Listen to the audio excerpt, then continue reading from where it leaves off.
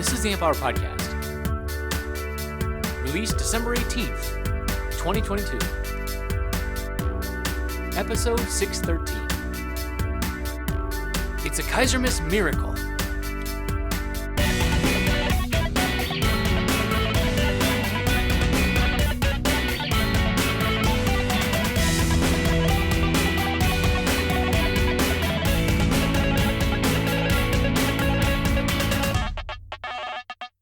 Welcome to the Amp Hour. I'm Chris Gamble of Contextual Electronics. And this is Jeff Keyser of MightyOhm.com. 'Twas the night before Keyzermas and all through the house. The Dave didn't show, but we gave it a shout. We don't know where Dave is, but Jeff and I are excited to be starting out the Keyzermas celebration here. Yeah, thanks for having me once again. Yes. You know what, Jeff? This is a great yearly tradition we have here at the Amp Hour. I've had people ask me, are we doing Keyzermas? And the answer is, of course, as long as I remember to ask Jeff. I remember to ask. It wasn't last minute this time. I was pretty proud of that. Here we are. Yep. Yeah, thank you. I think last year it was like less than 24 hours of notice, but this year... Oh, I'm pretty sure it was like less than 24 minutes of notice. Yeah, no, you're right. You're right. Yeah, yeah. It was like really last minute, but this year I had a week to look forward to this. Yeah, exactly. I'm sure you have prepared slides and notes that we can reference. And You turn to slide 47. We'll talk about what I did in the month of the second part of April. Yeah. Well, what's new, man? What's going on? What is going on? I was thinking about that in the week leading up to the show. Oh, okay. You actually were thinking about it. Yeah, a little bit. Let's see. This year went by fast. I don't know if it felt that way for you, but I think this year, maybe more so than the previous couple years, really went quickly for me. And, you know, I feel like... Why did things go slowly the prior 2 years? Well, yeah, you know, we had a lot of stuff going on in the past 3 years. We've had a lot of stuff going on. But I feel like this year, just because I was able to do a little bit more travel and was able to resume things that I'd kind of been putting off for a while, I think this year felt like it went a little quicker than 2020 and 2021. And I was thinking back and it was like, yeah, you know, I did a lot of stuff. Sometimes it's hard to remember kind of what was I spending all my time on this year? I lean a lot on Google Photos, if I'm being completely honest. Like, I mean, because, well, here's the thing. Like now, especially, like I take photos every single day of a certain tiny person, right? That's part of my life. Right. But I think even still, like I actually often, in a very selfish way, I always take photos of my prototypes. I'm really like proud. I'm like a proud papa of prototypes in addition to a child. And, you know, it helps to kind of like actually like benchmark throughout the year where you are. Yeah. And the nice thing with when you do that is usually you can type into the search box because it's got all the AI running on your images. You can just type in like circuit board and it mostly knows what circuit boards look like.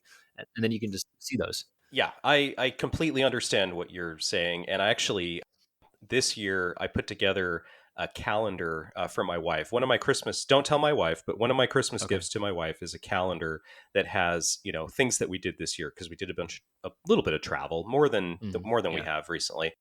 And so I actually did that thing where I went through a year of photos, and I'm one of those people that I don't take just one or two photos. Like there's usually, like if I'm clicking the camera, it's like click, click, click, click, click, and I'm trying to make 10 photos and hopefully a couple of them turn out. And then I never delete anything. And so going through a year of photos, it's like a huge volume of photos. But I did that thing and I was like searching for our cat and I was searching for trips that we had done. And the AI search thing actually does work pretty well. So I can tell you some of the highlights of the year, having kind of gone through that. Okay. All right. And so, this year for me, there's a few things that I did this year, but one of the things I did is after not really doing much since I moved to Seattle. I've been in Seattle now in the city since 2018. So since 2018. Wow, that long, huh? Yeah, I know. Yeah, time really flies. Like I've lived here about as long as I lived in the last place I lived, which was Redmond. Yep. You know, coming up to the Pacific Northwest. And so while I was living in Redmond, I always had a really modest amateur radio set up, and I had an antenna in the backyard, and we had a bunch of really tall trees because Redmond has a lot of trees. Like there are a lot of trees, like big trees in Redmond. And so I had a wire that I'd thrown up into the trees. And so I was doing some ham radio stuff at that time. And then when we moved to the city, it was like, oh, yeah, I've got to take all that down. And then I never set things back up until this year. So this was the year that after a hiatus of a few years, I got back into ham radio and actually put up a pretty, simple antenna in the backyard. And the first thing I did, actually, before I even set up the antenna, the first thing I did is I sold all of my old radio gear, which is Yes. maybe not what you would think you would need to do to get back into ham No, radio. no, no, no. But it That's turns clearing out the out cruft. That's all just that, smart. yeah, I had all this stuff that I'd been like, carrying through several moves across the country. And it was like good stuff. But now this year, I think within the past year or so, it's actually a pretty exciting time for amateur radio because there's a lot of new stuff out.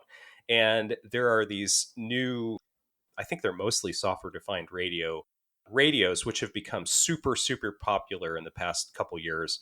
And so I sold my old boat anchor, 1980s vintage radio that I really didn't enjoy using. It was just old and Greg Charvat drove all the way to Seattle and came and got it. And... so I listed it on eBay, I sold it, and then I used the money from selling that to help offset the cost of a shiny new radio.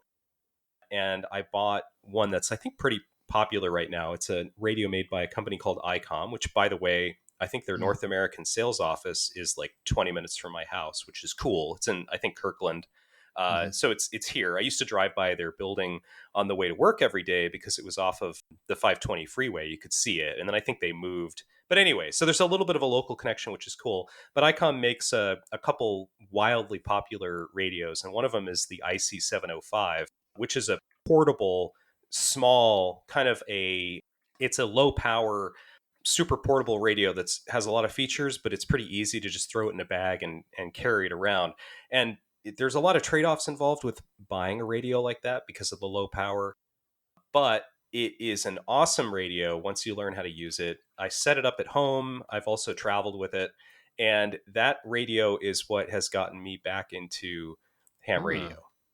It's an interesting form factor too. So like you said portable, and I was wondering, it's not a handheld, and it kind of It's looks not like really a handheld. It looks no. like the faceplate of like a car stereo. Yes, it does. It's kind of a weird form factor, actually.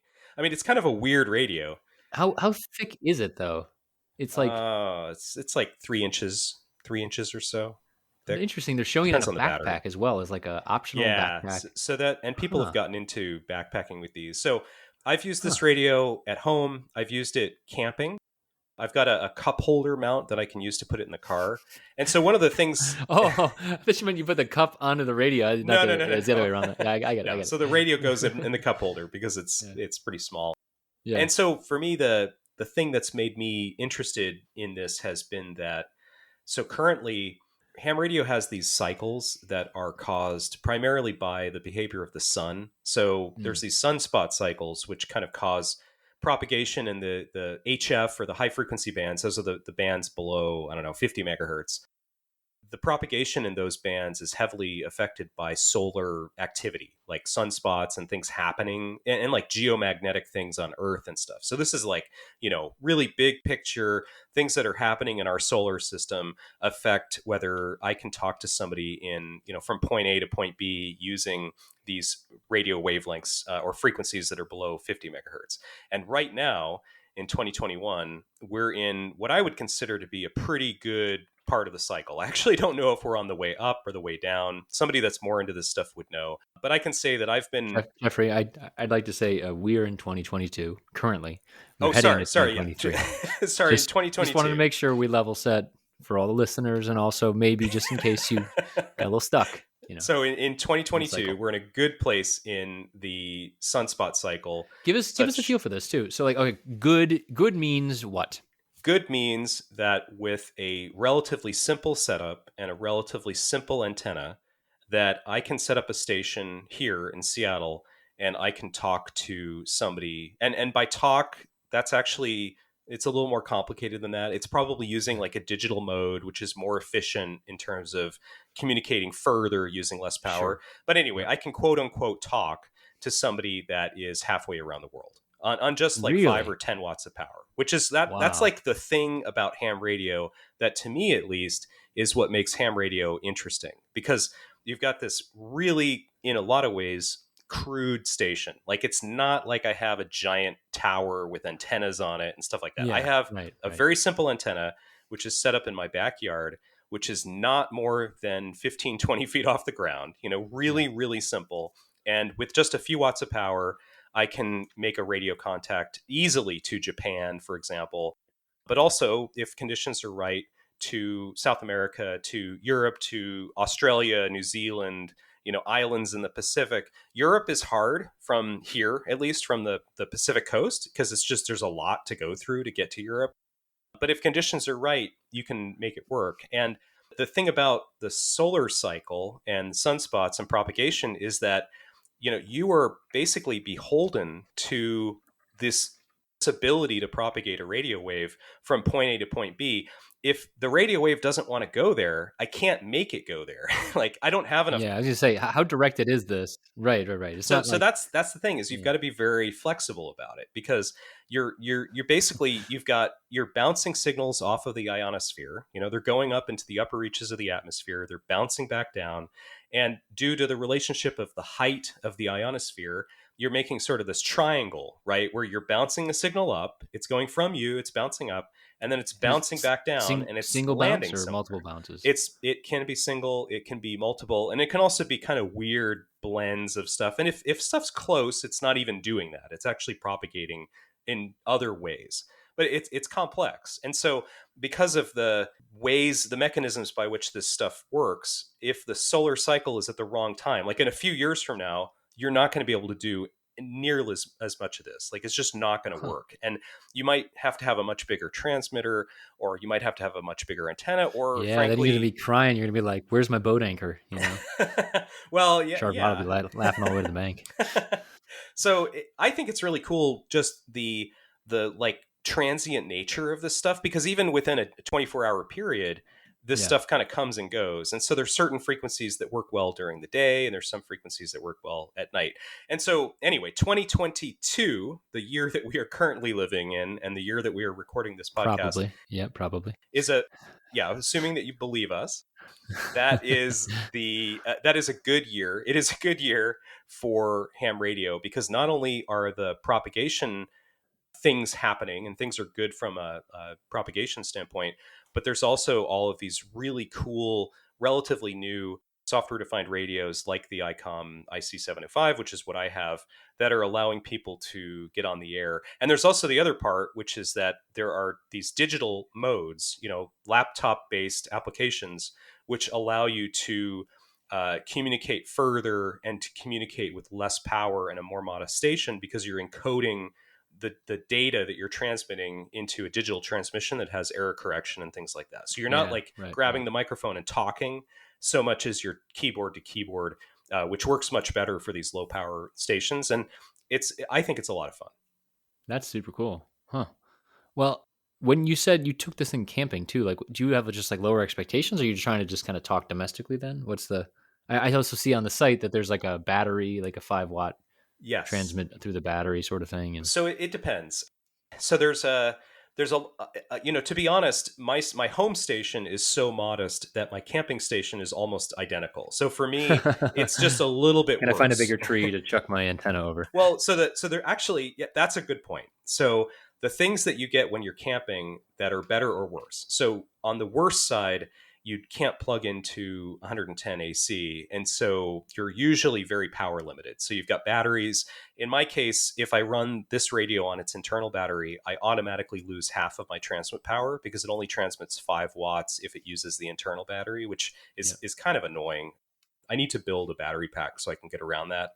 But you don't have unlimited AC, which is also an issue for your laptop too, because if you're running a Yeah. laptop, you got to be able to charge it. You should just get one of those monster like batteries that have the Yeah, so inverters on them. well, people do have all these crazy setups. And you can get these big Yeah. lithium iron phosphate batteries, like power tool I was batteries. gonna say I Basically. lost mine in an airport in Europe because they said no, that's too big. See that, and yeah, I'd like to build one that is the biggest you can fly with. I think is a good goal, because it's still Uh-huh. it's big enough, but it's small.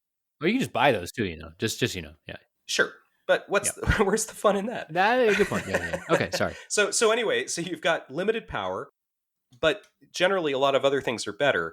You're generally not around other stuff. Like you're Mm. more in a clearing, so you've got less buildings around usually. And you might be in a place that has lower RF noise, which makes a big difference actually. Oh, If you're in a interesting. place Okay. that's quiet. So like I went camping a couple times this year. I went to Crater Lake National Park, Oh, which is a cool. great Yeah. place to do ham radio because you're kind of at elevation and there's not a lot around there. So even with a pretty bad antenna, you can hear a lot. And then I also, Well, and also if Goldeneye is to be believed, then the antenna actually rises out of the lake. oh no, I haven't seen that. Is that really a Goldeneye thing? Is that Crater Lake? No, that wasn't Crater No. Lake. Sorry, that was actually a satellite dish down in Puerto Rico. It was a real place, Oh. but it was never actually underwater. Oh. Oh. Yeah, Well, sorry, Jeff. you got me all excited about that. I was gonna like go watch that movie. I'm sorry. No, it was so it's a real satellite. It's a real satellite, and Okay. unfortunately, a place that just collapsed Oh, Arecibo. because it was abandoned. Was it Arecibo, the place that Arecibo's collapsed? the one that collapsed. Yeah. Yeah, yes, it Yeah. was that. So, and Okay. then they said they filled in a shot, like very poorly done, not even CGI shot, that there was a Okay. lake there, and then they drained it, Mm, and then you know what happened next. yeah. Okay, Okay. So camping, lower noise because there's okay, less stuff, less yep, man-made stuff around, and usually you've got better propagation because there's just less obstructions, less buildings and things around you. And yeah, so I found that camping, you can actually make just as many international contacts because you can hear better. And if you have an antenna that you can get at least a little bit off the ground, you've got a reasonable chance at transmitting so that, people stations far away will hear you. And one mm. of the trips I did this year is I went to, where was it? Out on the Washington coast to Cape Disappointment. It's an aptly named place for a campground. Oh So no, Cape Disappointment is one of the most westerly parts of Washington State, and uh, it's out on like a piece of land that juts out into the ocean, and so you're surrounded by salt water. You're like right on the ocean, like you can walk to the water from where the campsites are. And so I mhm, set up a station there, and it was amazing. Like just being mm. there at the ocean because salt water enhances propagation as well. So you've got your little station right on the Interesting. beach, and you What's the mechanism there?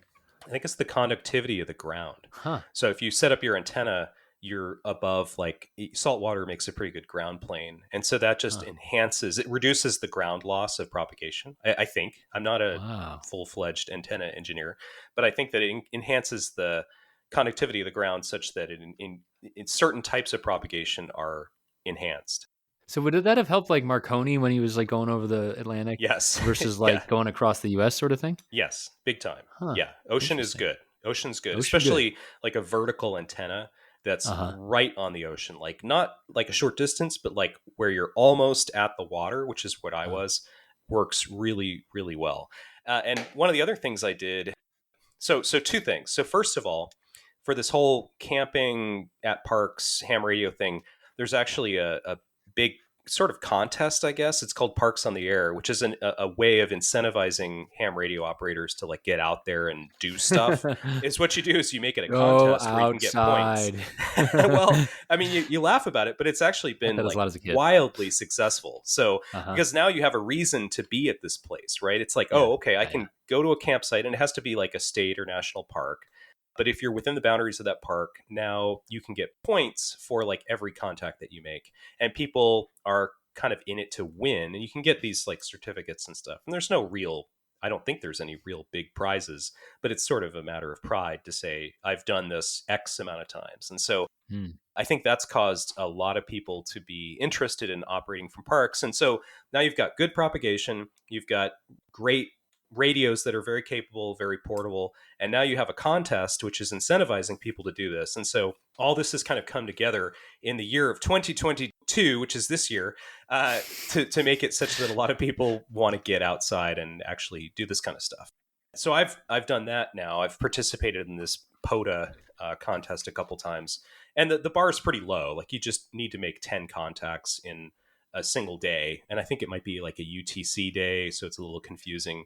But you've got to Hmm. make 10 contacts, in a short period of time, and then you qualify and you get, whatever points you get.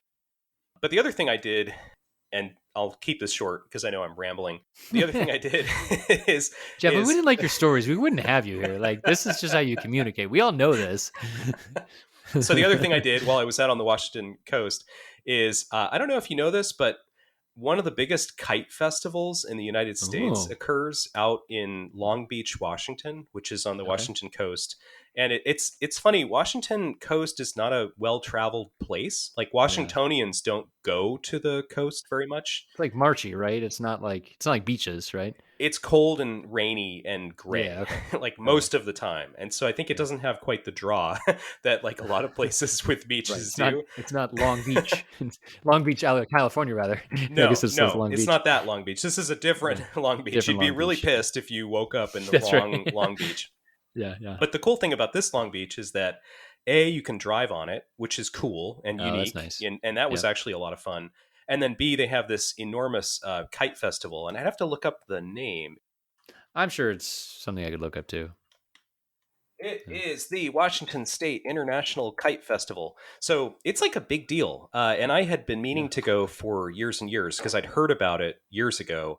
And it's one of those things where this particular location on the coast has a pretty steady breeze. Like it's reliably fairly windy there. Oh, And so right. it's a really good place to fly kites. And as a result, it's become, over like, I don't know, 20, 30 years, it's become a destination for like serious, like really serious kite flyers, and so people will come from outside the US. And this was the first one that they had done since COVID. And so it was huge. Like it was Yeah. enormous. And this is the kind Yeah, of it's thing that the return you have to tour, right? see this. You have to see it to really appreciate what it's like to have like hundreds of really, really big and especially like varied kites flying. And so we went out there for this festival. And then I was like, hey, I'm into amateur radio and kites are cool. And what if I tried to fly a antenna on Antenna. a kite, because now I'm at the ocean. I'm where the salt water is. Somebody's Ben Franklin in over here. Yeah, totally, totally. And I have to say, I live to tell the tale. I did not get hit by lightning, although that is All right. definitely a risk of doing this. Yes, yes. But fortunately, the weather was good, and I actually attached a wire to a pretty big kite and flew it up and made a bunch of contacts, and it was super, Oh, super nice. fun. That's great. So yeah, I guess this year more so than any year in the past like a decade, I guess I did a bunch of ham radio stuff. So this has been for me the year of ham radio. Interesting. And what is ham radio? It's interesting. It's so there's like the people are interested in these new modes, and you hear that kind of stuff, and I hear people like you be excited about it, then I hear people complain about the old geezers that are Oh like yeah, just yeah. Big grumpy. problem. Big problem. Yeah, Yes. right. Yeah. And so like I can never really tell where it is if it's just lingering, like it seems like, and then you go to like conferences and people are all like excited about getting their license. I'm like, that's great too. So I don't know. It seems kind of dualistic in that way. I don't know. The grumpies and the exciteds. It's complex. I mean, I struggle with this a little bit too because like I'll get really excited about a facet of ham radio, and then you'll be operating and having a great time, and then you'll make the mistake of like joining a Facebook group for people that are really into it, and you're like, oh no, this is Oh, I not, these are not my people, made this a is terrible not. mistake. And I think it's kind of like any hobby that Yeah. exposes you to just the general population. You get like all sorts of people that are in it for all different reasons. And I think the Yeah. important thing with ham radio is that a lot of times it's the operating stuff that's the best. Like, you'll have all the community that's around that, and a lot of times it's great and people have been really friendly and welcoming to me just in general. But then you also get sort of like the forwards from grandpa level, like just That's people that have very different beliefs about a lot of things than I do, that I kind of just avoid. And yeah. I found that like the community surrounding can be a little bit more prickly, and there's a lot of like emphasis on following the rules and almost obsessive, Yeah. like having to do the right thing. And I have to say You that, said operating. What's the alternative? So you said I'm really into operating. I think that's the way to go. But then what's the alternative to well, the operating? alternative would be to just become really engaged in the community that's surrounding the operating, Oh, I see. because Like the you have like cultural the piece of actual, it, yeah, right? exactly. Yeah. Yeah, So yeah. you have the actual being on the air, making Yes. contacts, and Got it. even that has different The flavors. doers and So the talkers, and even though the doing is talking, exactly. right? So that and honestly, people have bad experiences with people on the air too, because you'll be, Yeah. if you tune to certain frequencies at any given weeknight, you will hear people, and it's like a joke, but it's so true. You'll hear politics, you'll hear people, old guys complaining about their health problems, you'll get the whole thing. And there's Yeah. kind of frequency ranges that are famous for that, like Aha. especially the lower ones, like the Yeah. ones that have more Like the local the nets kind of local thing. propagation. Yeah, like the Yeah, I the see. lower in frequency you go, generally the more local the communication is, and by local I Got mean it. like within the US. Yeah. And Yeah. so if you go down to those low bands, you're probably going to hear people in parts of the country that you're like, I have very little in common with this person, and I'm not enjoying being in a conversation with Would them. like to do an international contact, please.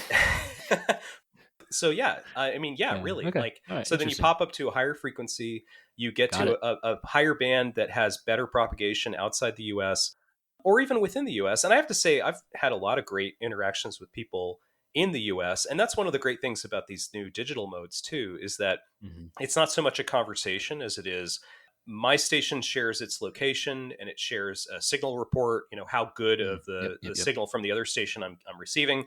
And then you exchange that both ways, and then you're done. And one of the really popular modes right now is called FT8, which I think is the most popular digital mode in ham radio right now.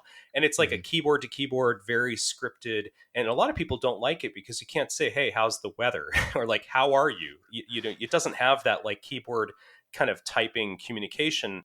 But what it does allow you to do is just have a very good no nonsense, like, and you might ask, why would you do this? Like, why is this interesting? Well, Yeah. I think it's Jeff, you're even interesting. taking my lines now, man. Come on. I was going to ask that. Why would you do this? Why would you do that? Yeah. Because if you're me and you're into what I'm into, the Yeah. novelty is in, can I make a contact that meets certain minimum criteria with a station Ah. that is really Yeah. far Yeah. from me, using my very modest station, my very modest antenna? It's really about, can this station that I've built, is it Yeah. able to establish a communication and exchange some minimal information with a station that is 2,000 or 3,000 miles Yeah. away? And it It's turns out that I think that's actually pretty interesting. And there's no politics, and yeah. Right. you don't Right. get any of the negatives really. And it's funny Really because removing the people, people from the scenario. That's really what we're well, trying to do here. it's true and it's not true. There's a lot of levels of this, because there's a Yeah. lot of skill, even in, you would think that there's no skill in this, but there's still a lot of skill, because there's, okay, it's this time of the day, what Hmm. frequencies should I be transmitting on to best use my setup, right? Mm. Because if I try to use the wrong frequencies, as we've seen with propagation, it just doesn't work. Like, I can't talk Yeah. anywhere I Yeah. Yeah. want to at any time of the day. So it's like, okay, it's Yeah. What's the most you can do with the least that you have, right? exactly based on your Yeah. knowledge of, like, okay, at 3 p.m. local time, I should be transmitting on 21 megahertz or whatever it is. And that is the channel where I'm most likely going to have communication into Asia, which for me is, that's like the thing, is I'm on the gateway to the Pacific, right? So if I try to talk west, if I pick the right time of day and the right frequencies, I can talk to Hong Kong, I can talk to Japan, I Oh, can that's talk cool. to, stuff that's out that direction, because that's kind of based on where I'm located. That is what works best for me. So I think it's really cool. It's just amazing to Yeah. be like, hey, this radio transmits like less than 10 watts, and I'm able to make a contact that's like over 3,000 miles away. Right. And you're like, how Yeah. is that Yeah. even possible that that works? But it It's also does. kind of nice. It's like from a people perspective, when there are people, there's always people out there doing the same thing, like Hmm. that's, Right. it's kind of reassuring, and they're into the same thing. And, so you're going to have some things in common, even if you don't need to have everything in common, but, you Well, know, yeah, and so there's a website called mhm. qrz.com, Yeah. where when you make a contact with somebody, you can type in their call sign, and usually you can see their picture and a picture of their station if they've decided to post it, and maybe a little bit of information about them, like what their hobbies are. And it's really cool to do this for people around the world. And I make a lot of contacts to Japan just because of where I'm located again. And Japan is one of the easiest countries outside the US to make contacts with, because of the geography and all that stuff. And that's been true for me even when I lived down in the Bay Area too. It's like, you're on the West Coast, you're going to have great propagation to Japan. And it's so cool to go on this website and you get to see like what this person looks like and what they're into. Like, Yeah. what does their station look like? Is it crazy? Like they have, a wall covered in awards and equipment and all this stuff, or is it just somebody like me that just has this tiny little radio? And you get, all different kinds. So yeah, I think the people side is interesting, and it's like a lot of hobbies. I've seen this in other hobbies that I'm into as well. You pick your people, and you just kind of ignore the ones that are, that are too far from really they have different goals, or they're just, maybe they're not fun to hang out with. And you just are like, yeah, you guys are into this too, but this is not my thing. I'm going to hang out with my people. I'm going to find my Yeah, niche yeah, yeah. within this enormous hobby. And I'm going to push that. I'm going to work on that part of Jeff, I just looked myself up on QRZ. yeah. My license expired. Oh no. Oh yeah. And it It's probably been 10 shows your home years. address too. It's a big No, it shows privacy my PO issue. box back Oh, in good, Solon, good, which is good. great. Yeah, Yeah, no, yeah. I'm not So not doing you that. let your license expire. Yeah, I Huh. guess so. So your call Apparently, you sign renew it has online though. So, maybe been like recycled, or maybe you could still get it back. oh, I wonder. I bet they hold it for a little Nobody bit. probably wants it, because the ones that they give to new hams now are pretty long, and they're not like desirable for people that are applying I don't know. for Mine's pretty cool, man. calls. Yeah, KD8 R&D. R&D. that I'm is a an pretty good R&D. one. That is a pretty good Yeah, one. it was just random. I mean, Yeah. it was just luck. So It's that it's D on meant the to front be. end that probably makes it, because it's got that one extra letter. So that's Mhm. somebody that's going for a short call would not get the one with the Yeah, extra no, D at definitely the not. front. Yeah, Hmm. yeah, yeah. Oh well, mine's been very underutilized. Give me a price range. If I was going to go buy, I'm not going to go buy one, but if I was going to buy an IC 705, what would I be paying roughly? Uh, they're kind of expensive. It's like a $1,500 radio. Okay, So I mean, yeah, I mean that's the thing. That's why, like I said, step one is, if you've been into this hobby before, you sell all your old stuff. You're like, you got to raise funds to buy the new one. yeah, exactly. But there's another radio, which is the IC 7300, and by the way, there's like other brands too. It's just Yeah, of ICOM is course, of kind of, course. they're maybe the most popular. People would probably argue about that. But the IC 7300 is the one that really, I think, brought ham radio back. And it came out a couple years ago, or maybe more. It's probably been out for 3 years at least. Mhm. That radio is maybe more like $1,200, and you can get them sometimes with rebates and stuff that bring them down to around Mhm. $1,000. The 705 is a tough one because it's more expensive, but in some ways it's less capable. So you have to really want in my case, it wasn't so much the portability as I wanted the fact that it covers all ham radio bands from I see. from 1.6 megahertz up to 400 megahertz, which is a pretty big, like, not all radios actually do the VHF and UHF stuff at the high frequency end. Hmm. But there's also, so this is ignoring there's also been a bunch of low cost, I think mainly Chinese radios that have come out in the past year or two that are also like super, super popular. And I'm less familiar with those just because, like, I kind of picked my camp and I'm like in that Yeah. camp and I'm still learning that stuff. But I know that there's some other brands that are out there that are making lower cost radios that generally are very capable, but usually have like a subset of the features of like the big fancy ones, like the ICOM. I Hmm. know those are very popular. So I think that if you were like, hey, I only want to spend $600, I think that there is an option for you there. It's just, it would be a different radio. You just got to go do some research on Facebook groups, and you'll be great. I don't know that you need necessarily need to do that. Reddit's actually a pretty good source for information. Yeah. There's a lot of Okay. Oh, hams on interesting. Reddit, and there's Yeah, that's also good. like a bazillion YouTube videos, and Yeah. Yeah. Yeah. you got to kind of like Oh, separate gear out. channels. You got to be careful with gear channels. You start watching one of Yeah. those, and you'll be like, you know what? I need every radio. Did you know this? Yeah. Yeah. Yeah, that's the I know. worst. Yeah. I think that you wonder, like, why do I keep coming back to this? Because I think that the thing about ham radio is it's back to that whole thing about, it's like ionospheric physics and atmospheric physics, and like that part is unchanging. Kind of it gets better and worse over the years, but like there's always this interesting part about it, which is just because it's part of how the Earth and our solar system works. I think that's what keeps me going back to it. And so the equipment changes, but kind of fundamentally, if you can find something within that, and honestly, there's like completely other directions you can go with it too. Like you could do Yeah. only local communication where you don't care about what's happening with the ionosphere because you're not using it for your communication. There's a bunch of digital stuff. There's like all these different avenues. But for me, it's that whole like, oh, it's kind of like a door opens between two places that are really distant. And then a couple hours later, that door closes. And no matter what you do, you cannot open that door again until the earth is ready to let you open the door. I think that. Cool. Now I feel like really claustrophobic, actually. Yeah, that's great. Yeah. Sorry, man. Sorry. Yeah, that is very cool. Alan Wilkie is a good person if you follow him on YouTube. He is always doing cool ham radio stuff, and I feel like he's much more on the cutting edge than I am. And Mm. so I often look to his channel for inspiration, and I'm always like, oh, what gear does he have that I should have? Like antenna Yeah. analyzers and stuff like that. Like he's way ahead of me on all of that stuff, and so usually he's a person I would go as like a trusted source for Yeah. what's cool and what are people doing that's interesting in ham radio right now. Cool. That's great. What's going on in the old professional Mighty Elm world? Are you still doing consulting? I haven't done much consulting this year, and the kit business has been gangbusters. So there's this little thing that happened this year with Ukraine.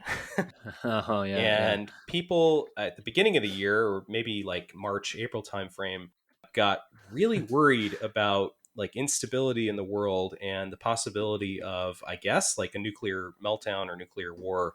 And Yeah. what I noticed. Well, I mean, they were shooting up all of the power plants too, Yeah, right? I mean, like for that's good reason, right? Yeah, yeah, people were freaked out. good reason that they were worried, not that they good reason that they were Yeah. attacking. Just so we're being clear here, yes. What I noticed was that I was kind of minding my own business, and all of a sudden, the demand for Geiger counter kits, which is something I know something about, that kind of went through the roof. And I had one of the wildest years that I have ever had since I've started doing this kit business. And so there were months this year that I was building kits as fast as I could build them, which has happened in the past, but this year was like more in a shorter amount of time.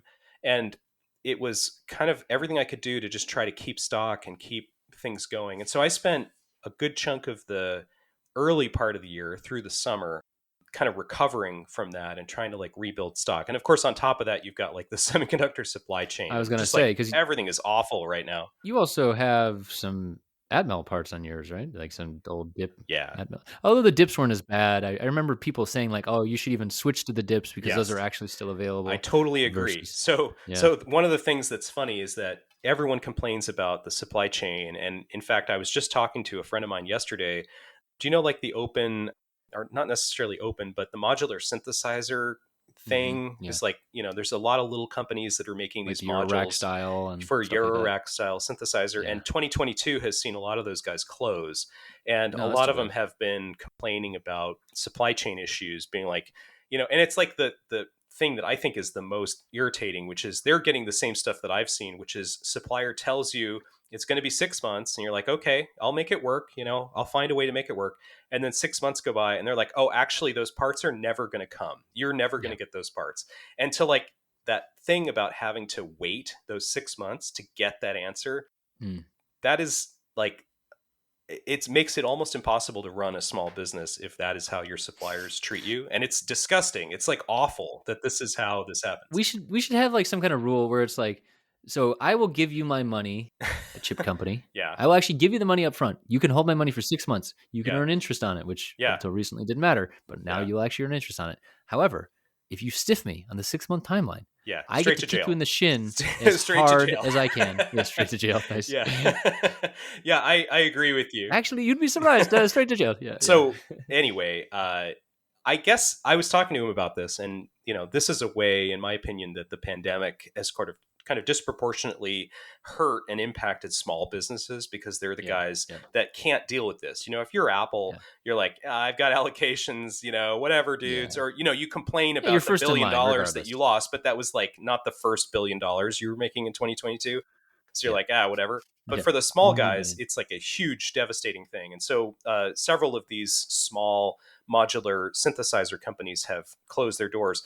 For me, back to what you were saying, I use a lot of through-hole parts. And so I've been mostly insulated from this because I haven't seen the same issues. Now, granted, I just checked yesterday, and there are components in my BOM that are giving me like November 2023 dates, which is, it's kind of funny that now I'm like, that's pretty normal, especially if it's just like Yeah, two or yeah, three yeah. components in the BOM. You're like, I'll find a way around it. And in my experience, at least I've been on this side where I place that order and then 3 months from now, I get an email from Mauser saying, hey, your parts are here. And you're just like, what? Like, how did it go from a Yeah, yeah. year to like they're here now suddenly? Which is, again, just kind of shows you what a sham that whole the supply Yeah, chain how is they're just so estimating. bad.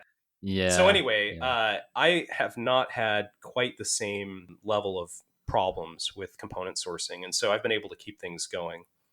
I am surprised. I know this is gonna sound very ignorant. I am surprised they're still making dip components. Like, of course they are, Me right? too. But like, I know. but like the fact that like, I guess in my mind I'm like, well, they're giving you a date, but that's just like when they're gonna find the stock somewhere, Like, Yeah, yeah, yeah. oh, Right. we find a new warehouse Well, every 2-3 months, and that's when we give the date for, they Like, still have like 2022 date codes on them. So I I mean, believe it. Yeah, they're no, I mean, like still they are definitely doing making this. them, right? Yeah, They wouldn't be making them if there wasn't money for it, and like yeah, obviously demand for it outside of just Jeff, right? He's not the yeah. only one who is buying these components. Right. Although sometimes you do wonder. I mean, you do wonder, You do like, wonder. when you order a couple thousand micros, you're like, how many people are doing this? Like, am I like the one? No, I bet government, because that's the thing. If I bet they know exactly who I bet it's a power law distribution, and I Mm-hmm. bet if the if that short head at the top of that distribution, if it's not the U.S. government or some like industrial company that buys 100,000 a year, Mm, then they're just going to shut it down. But if it's yeah. not, then or if it it hits their process different. But surely there's business folks doing these calculations internally, like what's Mm, the cost of keeping this going? How much different is it from our other lines? yeah. Is it worthwhile to keep it? Is the marginal cost worth it? Like blah blah blah. Like and like the answer is yes, and that's great. I see parts get discontinued all the time, Yeah. and Okay. couple parts have been discontinued in my bomb, and I've done like lifetime buys. I have like boxes and boxes of discontinued components that are just kind of keeping things alive because you're like, Yeah. it's easier to do that than to do redesigns every time something goes obsolete. But one of the things I've done a lot of this year, aside from the kit business, is I've been restoring and repairing test equipment. I've done a lot more of that this year than I've done previous to that. I want to hear about that, but I have to ask about the one component you've talked about in previous years, because you said actually there's always this one component that's tricky with the kit business, and then you tell me where you source it from, and I'm thinking this isn't going to be a thing anymore. So you always say the Geiger tubes you source from Russia. Right, right. So how'd that go? Not good. Not Not good. good. Okay. No. And I think that's so, again, talking about these synthesizer companies that are closing. One of the things that I think, and I think this is kind of well known at this point, but running a small business in electronics right now is really, really hard because you also have not just the supply chain stuff, parts like not showing up when they're supposed to, but you also have the time investment is, for me at least, running my business has gotten much more time consuming this year than in any year prior to Yeah. that, and that's because of things like tubes, like the Geiger tubes. It's a lot harder to get that stuff Yeah. now than it has been at any time, I think almost any time leading up till now. And so I've been able to get them. I have contacts that are still, thankfully, are safe, are able to ship things out of the country, and things have been okay, but it has been really difficult and it's been stressful. And, there are times I had a shipment that went missing this year that, Oh, like, I have no idea where it is. It's just gone. And that's actually yeah. the In the first time that ether. that's happened Yeah. in like 10 years of doing this. Like, something just disappeared. And the worst part about it was that it disappeared in US customs. So anyway, I've been able to source components, including tubes. It's not great. Like, I do think about how much longer can I keep doing this, because it's not just that it's gotten a lot more expensive to operate, but it's also like I spend so much time now dealing with component availability, and it's even like stupid stuff too, like ESD foam, like that black foam that you put ICs into. Yeah. Literally on DigiKey, the foam that I've been using now for a few years went from $20 a sheet for like I don't know, it's not 4x8, it's like 3x4 or something like that, which is a lot. Like, that's actually really expensive. Yeah. Yeah. That Yeah. same sheet is now like $57 for that Whoa. same sheet. And not only that, the cost to ship that sheet from DigiKey has gone, I think, up by about a factor of two.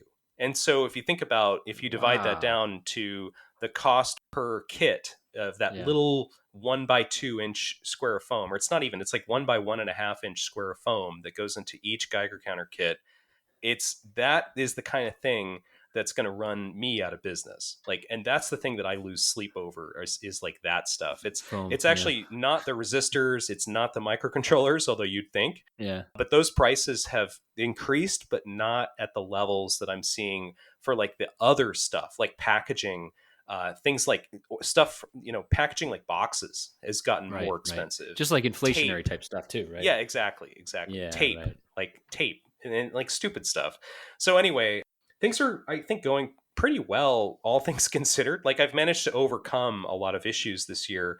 And I think this year is probably going to be one of my biggest years that I've had since I've been in the kit business. And so, I mean, I'm happy about that. Obviously, it's been good, but it's kind of for the wrong reasons, right? It's like because of this global instability and people are worried about their safety, right? So it's not a good Yeah. feeling. It's like being Right. Right. successful Right. for all the wrong reasons. And so Mm-hmm. anyway, it's been a stressful year as a small business owner. And yeah, I can totally understand why Let's get back to boring. Is that what you're saying? Let's get back to a boring year, boring is please. good. Boring I've would got be some good. contacts to make, Yeah. Boring would Yeah. be good. And I feel, for people that are doing a lot of new design, I don't know how they are doing it. Like, I don't I know don't how either. they're able to Yeah. continue. I've been talking to people about.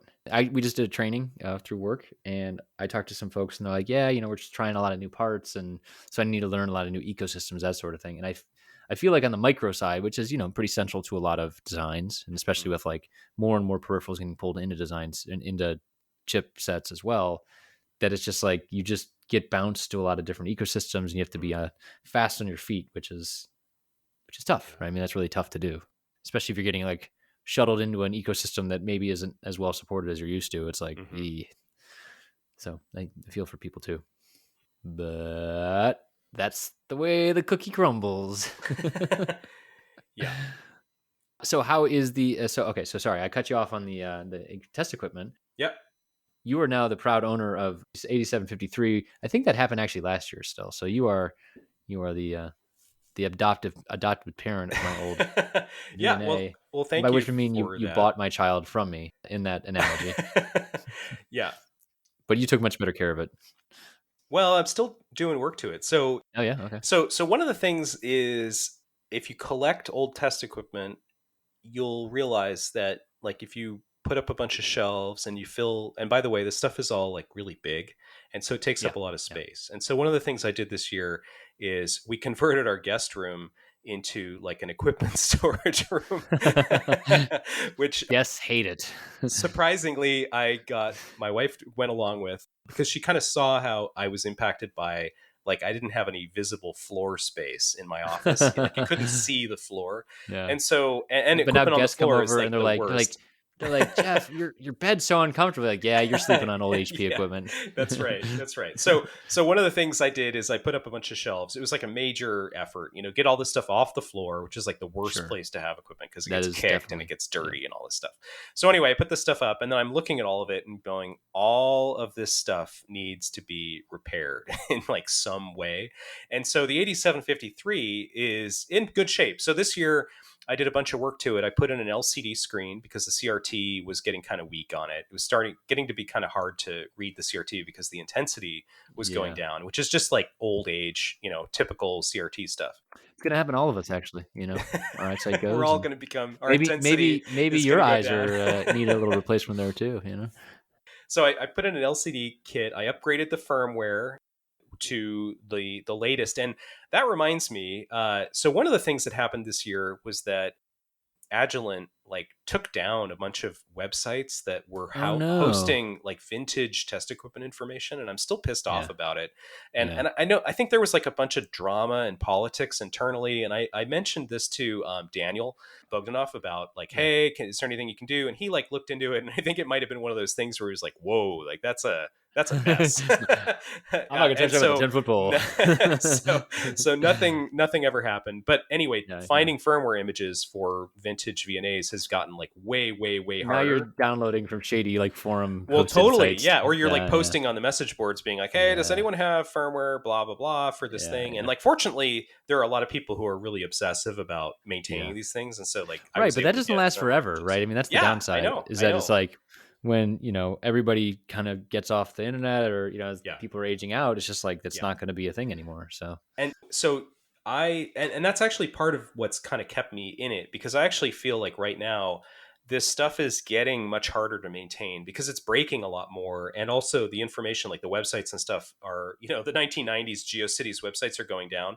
And yeah. so a lot of the information is being lost. And so I actually have kind of been, there's some urgency behind, at least for me, getting equipment that I've kind of always wanted and then getting it working, because I feel like every time I get one of the DigiKey like part discontinued notices, I'm like, crap, like I'm not going to be able to get the parts I need, like through Yeah, yeah, whole giant radial capacitors and stuff yeah. are going the way of the dodo. And so anyway, where am I going with this? Your 8753 has No, a no, you're problem. your, 8753. your old 87, your former You're, 8753 yeah, has a yeah, yeah. problem, Say, I don't which know. is that Yeah. it has a mechanical step attenuator inside. And Ooh, you can find videos online on YouTube of people repairing these. They have these tiny little O-rings inside that, like all rubber parts, like eventually go degrade. bad. And Yeah. so I need to pull the whole thing apart because the step attenuator is not reliably switching anymore. And it's actually still usable because once you get it into a certain state, it'll kind of stay there. But Yeah. this is kind of getting back to what I was saying. Like, I have all this HP equipment and like all of it needs work. And so I wouldn't recommend this hobby for anyone who's not like Yeah. really serious about it, because man, is it so much work to try to keep this stuff going. Okay, let's test this against something Jeff said earlier in the show. So, is it better to go and sell all this stuff and buy something new? I would say no, Interesting. Okay. because why would I say that? Because the new stuff is not as good as the old stuff. So this is kind of like, But should you that's different. sell That's different your in the ham radio, right? 50s Cadillac so that you can buy a brand new Toyota? Like, you can, and functionally it'll probably do a lot of the same things, but it's not going to be the same. Hmm. About Interesting. the ham radio. So yeah, I mean, I think hmm, Feels different. I mean, like it it feels does different, but feel it's different. not completely clear how it's different.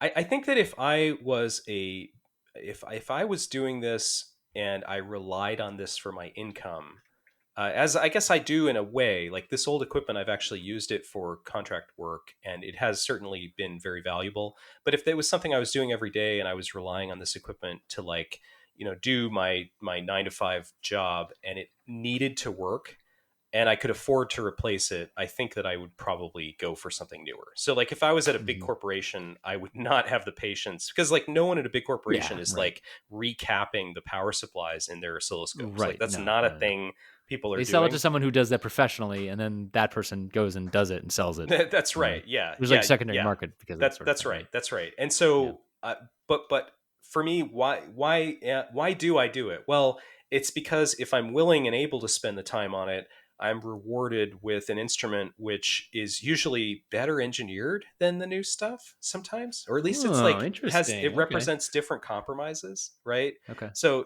yeah, it weighs like 80 pounds, but it also has like better dynamic range than anything that's like, until you get really expensive. So explain that then. So what is the difference between the old and the new? So the old has discrete components or higher quality components, or I the think new one the has architecture where they just shove it into an A to D or an Well, IQ yeah, I mean converter. that's definitely a thing, and that's Yeah. actually Okay. true. So now we'll tie the ham radio stuff with the test equipment stuff. Yeah. Yeah. So all new ham radios that you buy today, or most of them, are software defined radios, and so they have made the compromise that in they've gotten better integration, lower power, lower cost, and they do as much digital processing in silicon as they can. Right. So the RF comes Hmm. in, it goes to an A to D really quick, and then it goes into the DSP, and then everything is DSP after that. And so that gives them the ability to make a very interesting, well-performing radio at a relatively low price. However, that whole architecture of going RF antenna to A to Hmm. D with no analog filtering or minimal analog filtering means that those radios are extremely sensitive to things like out of band interference, where you have like a strong signal that's away from the signal you're trying to receive that actually overloads the A to D and jams you basically. And they Yeah. are way, way more sensitive. So that's actually a specific example of a way in which new radios are objectively much, much worse than radios that were made in the 80s or the 90s. And so that's a place where we've kind of as a industry, into the ham radio industry, they've made this trade-off for us, and they've said, hey, well, sorry guys, these are just Yeah, not as yeah, good. yeah. We so know better than so you do, but also and money.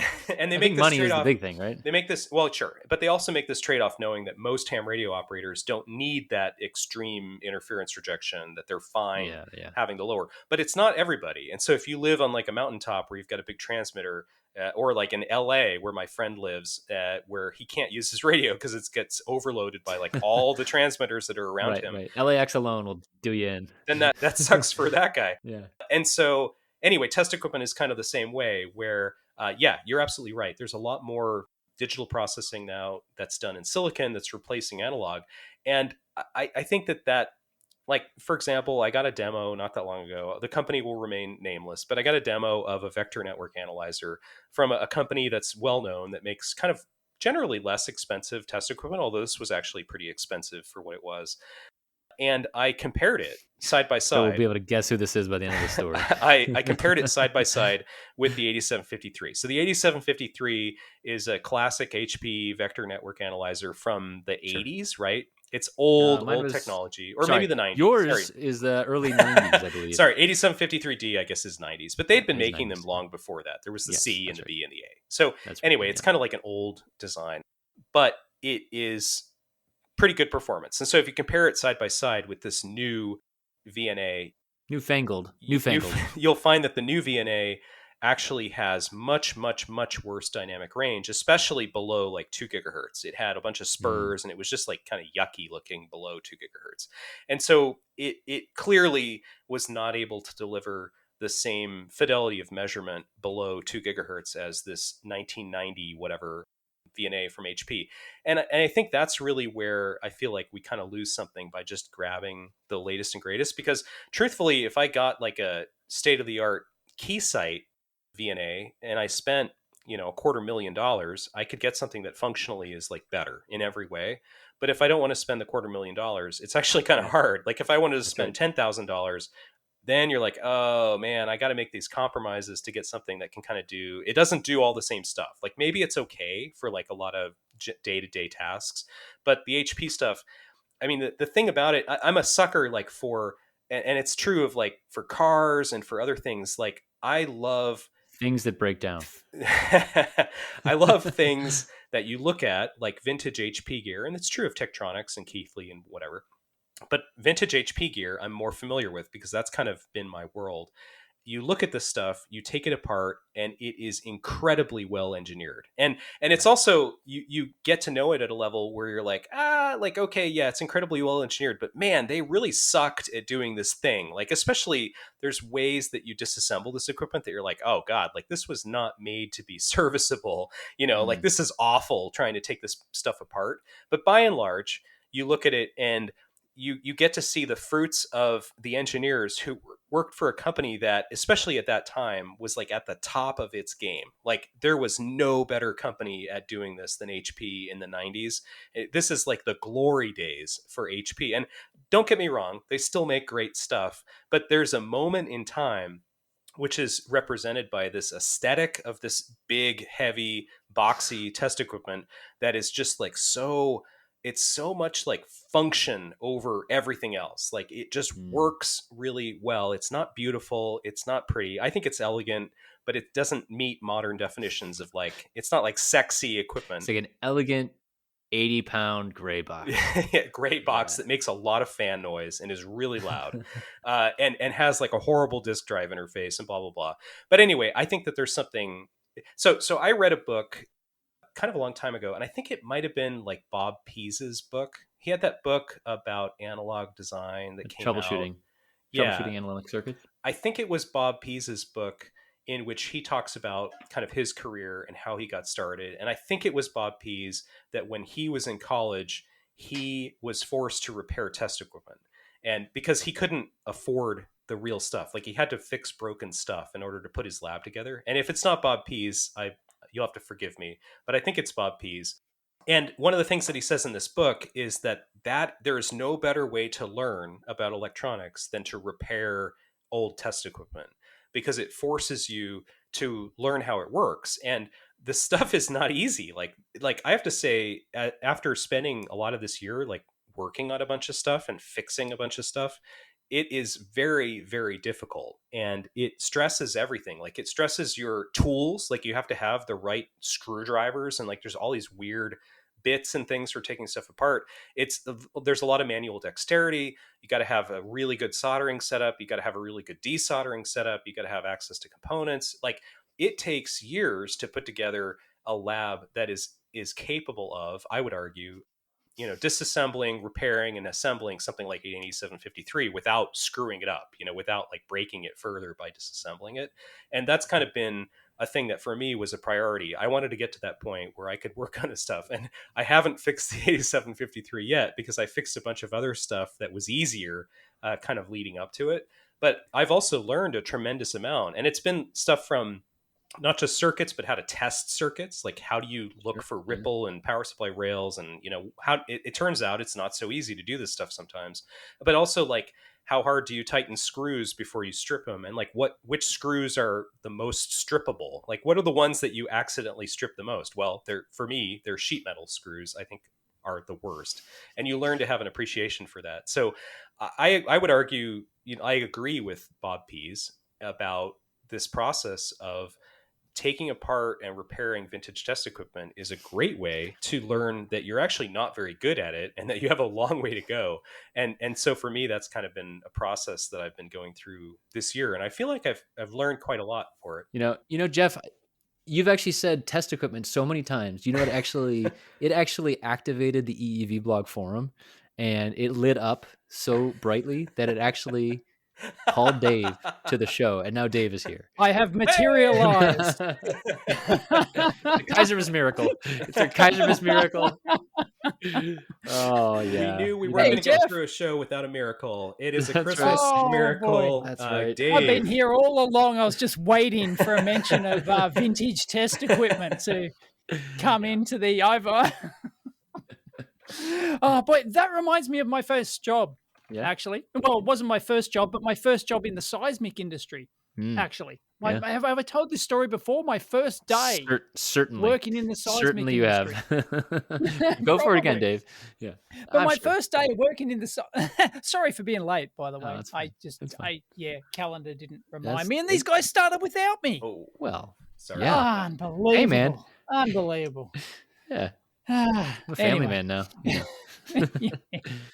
Anyway, my first day on the job and working in the seismic industry, I turned up and they go, "Oh, you're headed out to Rydalmere because we need you to fix a charge amplifier that's broken down on in the test rack or whatever." And I went, "What's a charge amplifier?" And they went, "You'll find out." and sure enough, my first day on the job was going out to repair this charge amplifier in this acoustic test system. And I had no idea about acoustics and charge amplifier. Okay, it's an amplifier that amplifies charge. But then that's about as far as I knew. You think I ever learned about charge amplifiers at uni or studying anything? No. I never used a charge amplifier. Never seen one. You went out a charge amplifier youngin and came back a charge amplifier man. Yep. I came back a greybeard veteran that day. Oh boy. Yep. And one of the old greybeards out there just I'm speaking metaphorically, put his arm around me. Let me tell you about charge amplifiers, Sonny. And it was you learn a lot by not only fixing them, but also actually designing them and designing test systems and to use them and stuff like that. So that was a decade later. Dave, before you got here, Jeff was mentioning the Agilent shutting down the site. I do wonder shutting down a lot of the resources that were available for like old test equipment. Whoa, hang on. What? And- What are they shutting down? So Keysight Yeah. has had a website HP. for Yeah. users of the PNA and VNA, like the vintage VNAs, like the 8753, which Chris Oh, sold it's a to me. forum. early- Is it? Well, no. It's a web page. It's like a Oh, fairly okay, simple right. web page, but it had things like app notes, manuals, but Yeah. most importantly, firmware images for some of the Yeah. classic gears with like change logs for the firmware versions to Oh, tell you what changed between yeah. the versions. And then also CalKit. So the VNAs have CalKits that have CalKit definitions. And for whatever reason, I think like internal politics, Keysight pulled the plug on it this year. And I don't know the full story, but I know that stuff is just gone. Like some of it got archived by the Wayback Machine, but the thing is like it didn't go deep down and like archive the firmware images, and so a lot of that content just got lost. And so I kind of made a stink about it because I'm a user of like the 8753, which falls into this category of like vintage, Yeah. discontinued, unsupported VNAs. And there's a lot of these out there. Like the 8753 was very, very popular and successful, and there's also the 8720 and like the 8510 and blah blah blah. So there's all these 8000 series HP VNAs, as well as the PNA, which came I think in the 90s. That is kind of like it's not just unsupported, but it's also like they kind of turn off the lights, like they shut the Right. doors and turn off the lights. That it's like Chris was saying, like the problem is that information is just going to be lost, because you've got the engineers who worked on that stuff who are still around, but they're not going to be around forever. Yeah. Yeah. And Well, I you think got, even like, the users aren't going to be what around are forever, they? right? They're Right, actually shutting right. down the website. What are they? Yeah, the website went away. And I think, Why? again, it's like complicated. I don't know the reason. I think it was run internally as like a kind of an unofficial like side project by like a particular engineer at HP and then Agilent and then Keysight. And I think it just Yeah, eventually, but if it's officially on the site, why would you? I think there were web hosting costs. And I think from my recollection, Keysight no longer wanted to pay to keep the site going. But there's probably more to it than that. There's probably more to it than that. Oh, seriously? Oh, I'll put it on the EEV blog forum. I've got 3 servers. Yeah. Come Yeah. on, this is ridiculous. I just wonder about like, so like stuff like that, it happens, right? I mean, like it sucks, Yeah. but it happens. And, hopefully there's resources on forums and similar people can help it out. But like, how does that end up in then impacting, like this experience you guys are both talking about of like fixing, actually, I also got started fixing test equipment because I was working at a place where I was just kind of trying to fix stuff as well. And like, like if you don't have that experience then, and if there aren't resources then to go and dive down that path and fix stuff, like then Yeah, it's kind bad. of like I mean, it's a tough thing for people getting started, right? it's hard. And I think you look at the test equipment companies, and obviously they would rather that you use the new stuff. Like they're like, why are we spending time supporting equipment from the 90s? But there's still a ton of this equipment around. Like it's everywhere. It's pretty easy to Yeah. come up with an 8753. There's a ton of them on eBay. I think there's a ton of them in labs everywhere. And Yeah. I think it's bad. I think it's really tragic because this is equipment that I think is exceptionally well designed. It's fairly maintainable. Like it's getting harder, but it's still the kind of thing where you can go in and replace capacitors and like solder parts. It is somewhat repairable.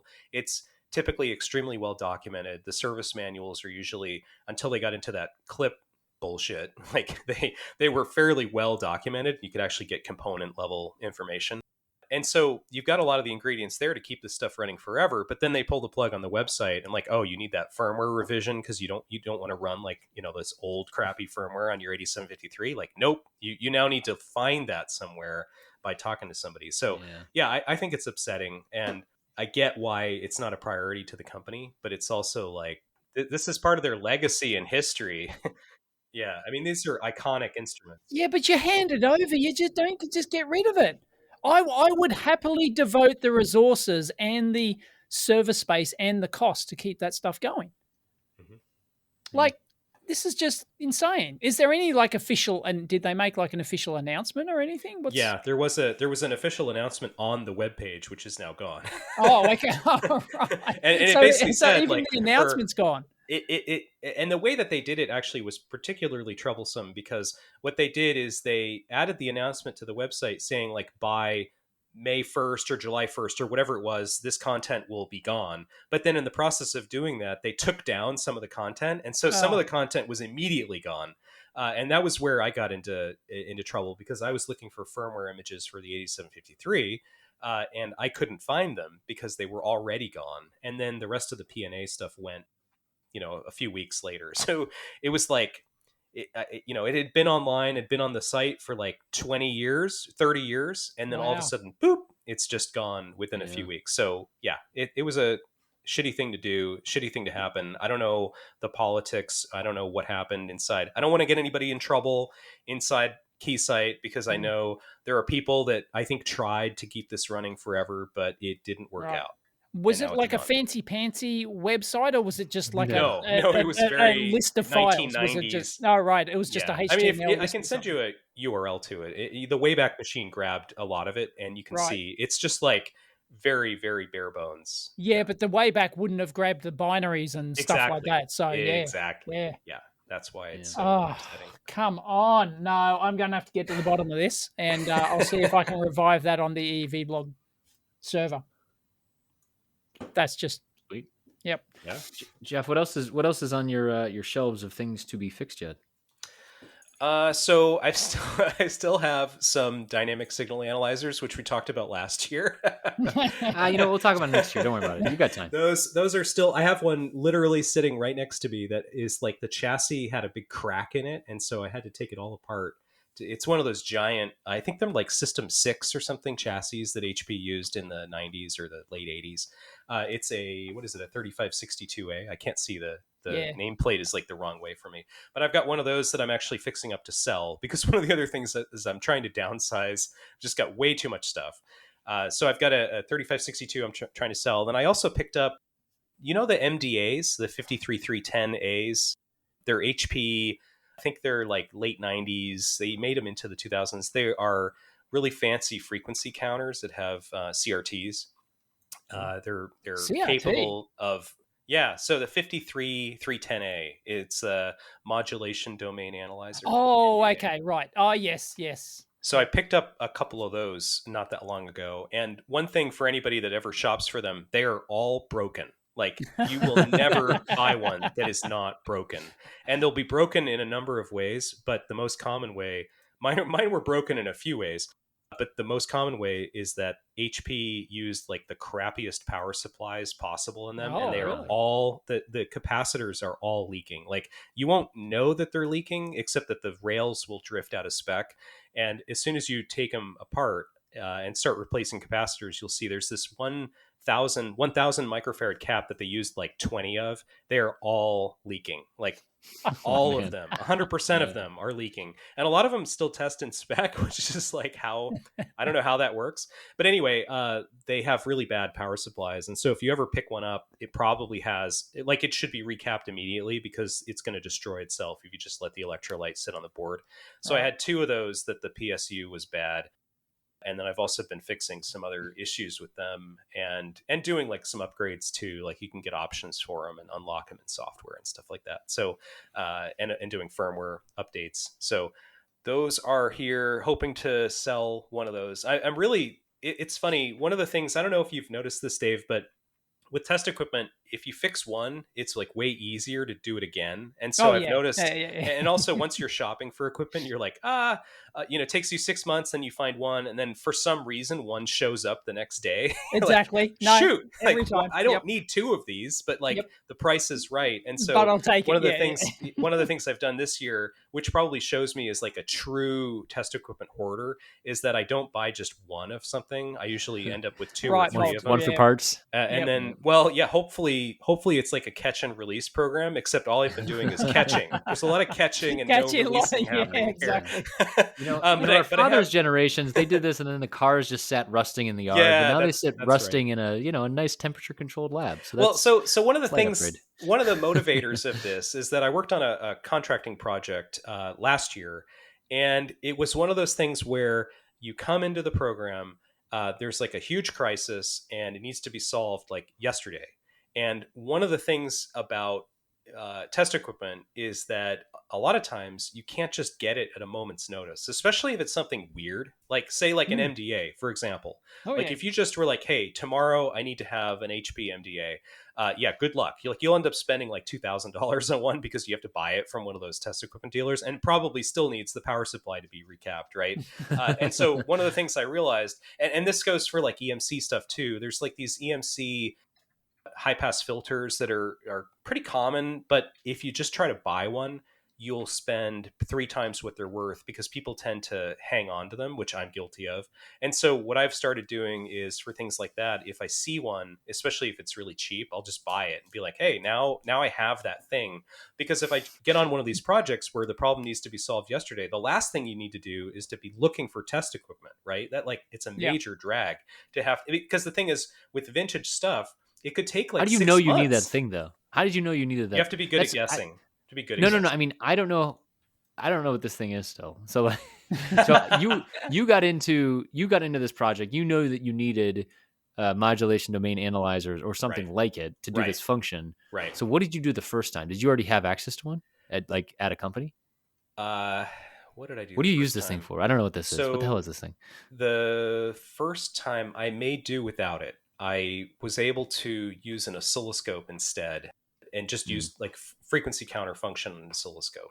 And I was able to use Tektronix has a really nice FFT on their new, they're not new anymore, but you six, probably 6 like series. Modern, they have that really nice modern scopes have FFT. made this obsolete. It's basically you can Yeah, do jitter analysis on it of clock signals and stuff like that.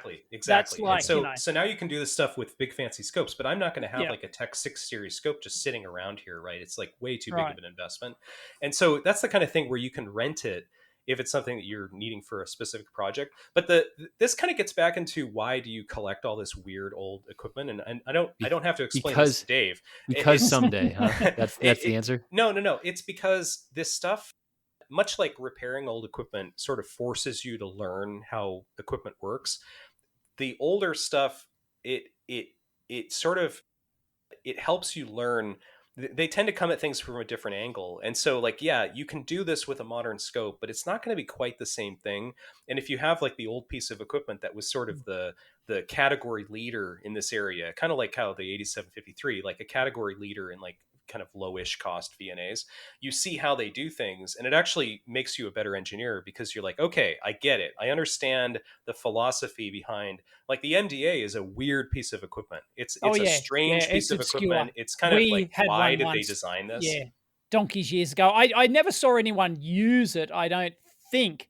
I think I powered it up once, and it's like, oh, look, I can measure the jitter and stuff. But very good for specific things. Well, wait. No, don't go further. That's the tell us problem. what that is. What is it?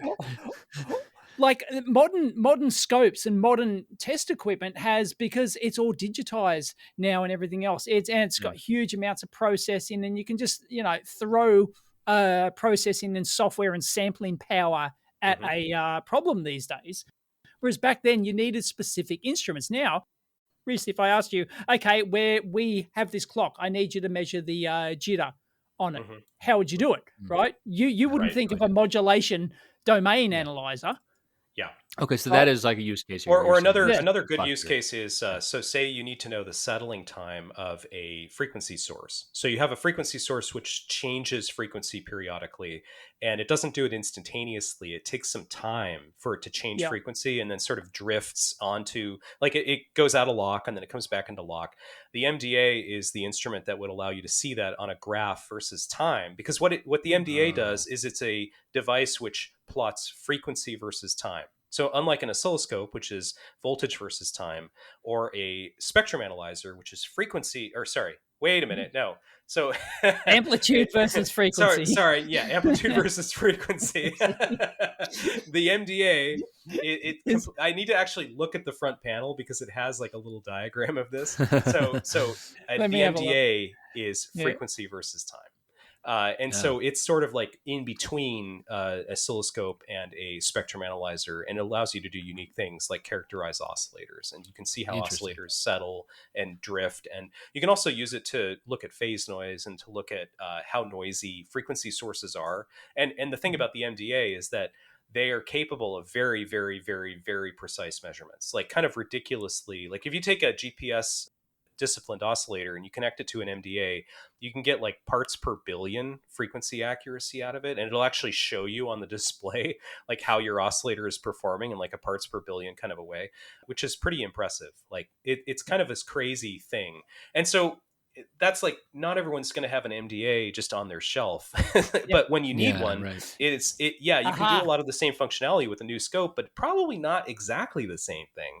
This is why we had one at the companies I worked at. The HP 5373A modulation domain pulse analyzer minimizes the design and testing effort for radar systems and enhances design efforts for EW, ELINT, IFF, and related equipment and components. If you know half those acronyms, then you're way out of this.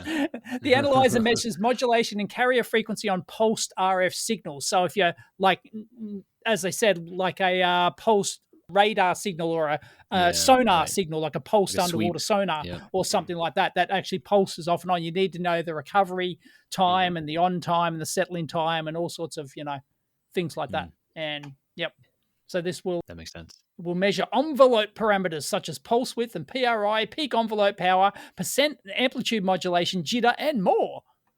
Woo! No, Dave's going to buy one now, Jeff. No, I was going to say. I'm going to buy one. I'm going to recap it. And, I'm just going to have it sit in there and look impressive. Jeff, a sucker's born every minute. You could offer to ship one to Dave in Australia. If you care about your radar chirp linearity, this is the kit for you. Well, I sure do. I think that they were not successful in the marketplace, so they tend to be very cheap. Like you can find them. Oh, I'm sure you can pick them up for nothing. Yeah, because no one wants them. They're kind of weird, and I think they have limited application. But it's a great tool for like anywhere that you would use a frequency counter. It allows you to plot the frequency counter versus time. So you sort of see a more graphical view of your frequency counter readings. And then they do a bunch of other stuff too. Like they can do interval between two edges. You can measure within like picoseconds and stuff like that. So, and there's different options and things like that. But mark my words. They've got support for MS-DOS 6.2. Well, there's a phase noise toolkit which actually reprograms a PLA or an FPGA inside the MTA and like runs alternate firmware on the device, and then has a host side application. And I think somebody on the EV blog forums was trying to reverse engineer it so that you could run it on Windows, modern Windows operating system. But people that are fans of these are really into them, and I'm a sucker for anything like that it like has a following. Like, oh, you can get these things kind of cheap. They're relatively unknown, and they have like a strong following. But mark my words, they are all broken. Like all of them are broken. Even the ones that are sold as working are probably broken. Oh, that's great. That is nice to have like a good fan base, because that also means you kind of have a built-in support network. You can always go and kind of tap the network and ask questions. Yeah. Never buy test equipment where nobody else has it. It'd be it's rough, Nobody but it's one of those things. They're so obscure. They risk actually dying on eBay and places like that, because people who find one in some auction lot somewhere, or they got some warehouse find or something, and then they Google. First thing they do is they eBay search history of how if this thing's sold before. What the heck is it? How much is it worth? And they find none. Then it's like, oh. Why bother? There's no market. No market has been made. There's no market. There's no. Yep. Yeah, interesting. So no.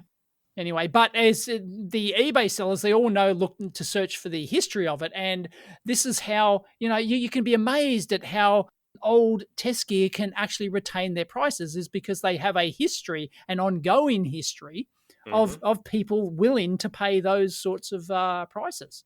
So, and they see that and they put that minimum on it. That's one of the problems with buying new stuff, is that unless it's by one of the big three or whatever, you're not going to get your investment back if you have to sell it. So like that's a thing. Like it's actually funny. If you were to buy like a vintage HP VNA, but one of the really famous ones, if you were to sell it 5-10 years later, I think you'd probably get exactly what you paid for it. You might get more. Exactly. But if you were to buy one from like a new company, but it's like a third tier, maybe one of the more discount companies, you're probably going to get a fraction. You might not even be able to sell it because it's just too obscure. Like no one knows to search for that particular instrument. Right. It's not the hot thing. It's not. And it's. Right. One of There's my no firmware favorite updates. ones, go search for a second-hand lock-in amplifier. Oh, yeah, those are How, rare. like, fairly obscure bit of kit, but they Mhm. maintain their value like there's no Yeah. tomorrow. Yeah. It's Yeah. incredible. Anything that Stanford Research Oh, makes. Stanford research gear. Yeah, I know. Yeah. I think their whole, because people know that stuff is worth a lot of money. And Yep. I think that's actually further enhanced by the fact that they still make them and they still make the same design that they made 20 years ago. Like they haven't changed. No, and they're all through hole parts, and you can get the service manual for them. And yeah, it's great. Oh, I got one, $490. Oh, that's a bargain. Wow. That's the really old model SR510. Okay, with the analog meter on it, and Yeah. yeah. Wow, there's a digital lock-in amplifier, a Saluki. Who's heard of a Saluki brand? 17,000 Canadian bucks. Sorry, that's 17,000 Aussie bucks. Buy it from Canada. A Saluki. I might add that to my secret eBay. Jeff, do you have a secret eBay search term spreadsheet? No, I do not. Oh, I do. Maybe I should. I have one with all like obscure brands and what they do.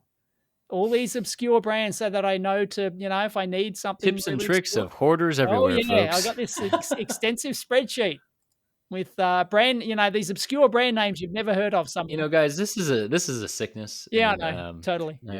It's fine, but I'm not sure we should impose this on other people. Jeez, I'm I liking the look of this. I think that while we're chatting about this, we are driving up the price of used test equipment. So that's always the problem, right? We're making the market as we speak. This is part of the problem. Yeah. Jeff, what does 2023 have in store for you? Well, that's 2 years from now. So now, hang on, I'm just adding this to my list. Just adding this brand to my list. Yeah, go. Don't mind me. I'm just updating my spreadsheet live.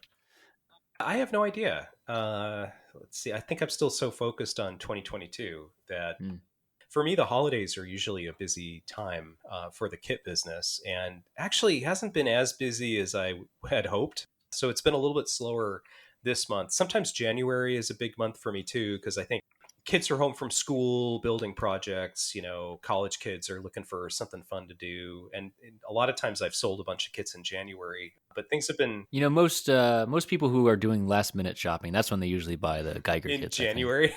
No. I mean, right before that, before Christmas, I think. Yeah. So you've still got a couple days. We still have a few days left. Panic buyers. I still have kits in stock. So yeah, I think Adafruit ran out, but I still have kits in stock, and I've been selling on Amazon, and that's going okay.